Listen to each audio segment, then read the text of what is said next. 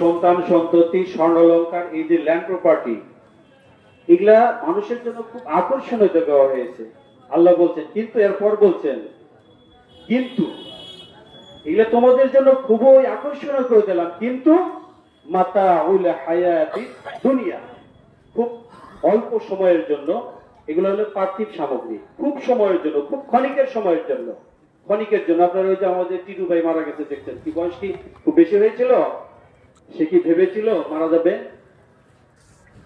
তো কাজেই আমরা এখানে যারা আছি, যারা আমাদের এই যে আমার এই যে যারা আর কি, যাদের 50 উপরে যারা আছেন, আমরা আর 20 বছর পরে আমরা কিন্তু এখানে আর কেউ থাকবো না, আমরা পৃথিবীতে তার কেউ থাকবো না। এখানে যারা আছি মোটামুটি যারা 50 উপরে বয়স, আমরা 20 বছর পরে আর 20-30 বছর পর কেউ থাকবো?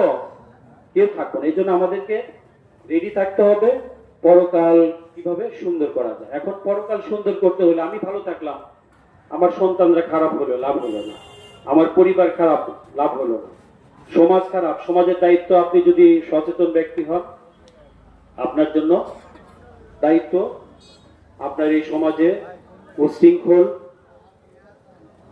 অসৎ কাজকর্ম এগুলা আপনাদেরকে বন্ধ করতে হবে।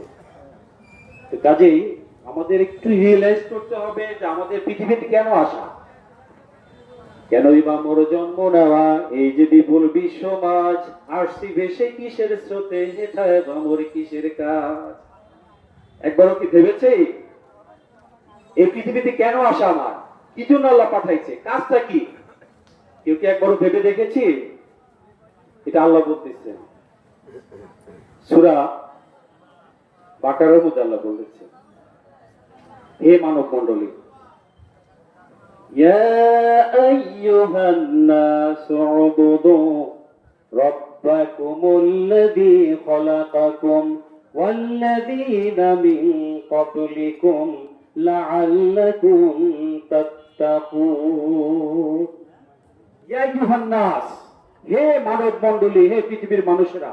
এখানে দেখেন আল্লাহ পাক এই আয়াতের মধ্যে সমস্ত মানুষ বলতে যা আছে, ধর্ম বর্ণ নির্বিশেষে সবার জন্য একই হুকুম। কারণ সৃষ্টিকর্তা কয়জন? একজন, তার অর্ডার হবে একটাই। এখন সঠিক রাস্তা কোনটা সেটা তোমরা খুঁজে দাও। এজন্য বলতেছি, ইয়া আইয়ুহান নাস উবুদু রাব্বাকুম, হে মানব মণ্ডলী, উবুদু, তুমি ইবাদত করো। এটা হলো অর্ডার সূচক শব্দ।